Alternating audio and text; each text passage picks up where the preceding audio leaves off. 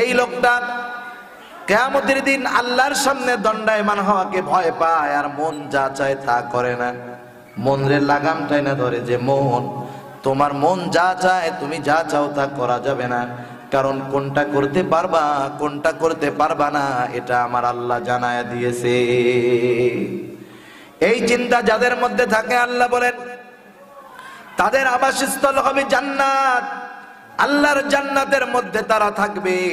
এই জন্য দুনিয়ার মোহে মানুষ অধিকাংশ পাপের দিকে ঝুঁকে, দুনিয়ার মোহে মানুষ পাপের দিকে বেশি অগ্রগামী হয়। কিন্তু আমি আপনাদেরকে এটা বলতে চাচ্ছি না যে না, অর্থ উপার্জন করার কোনো প্রয়োজন নাই, বিষয়টা এমন না। কিন্তু অর্থ উপার্জন করতে গিয়া জানি আল্লাহর নাফরমানি না হয়, সেটাই মূলত খেয়াল রাখার বিষয়। কারণ দুনিয়াতে নৌকা চলার জন্য পানির দরকার আছে না নাই?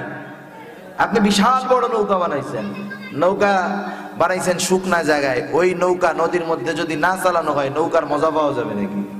সব নৌকা তো নূহ আলাইহিস সালামের মতো নৌকা না। নূহ আলাইহিস সালামরে তো আল্লাহ শুকনা জায়গায় নৌকা বানাইতে বলছে, এর কারণ তো কি সেটা জানা আছে। কিন্তু আমি আপনি যদি ডাঙায় শুকনা জায়গায় নৌকা বানাই, মানুষে কি বলবে? বোকা বলবে। সেজন্য নৌকা চলার জন্য পানির প্রয়োজন।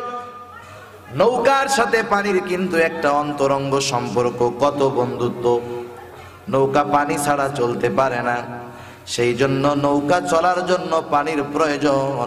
কিন্তু সেই পানি যদি নৌকার মধ্যে ঢুকে যায়, তাহলে ওই পানি হয়ে যায় নৌকা ধ্বংসের কারণ।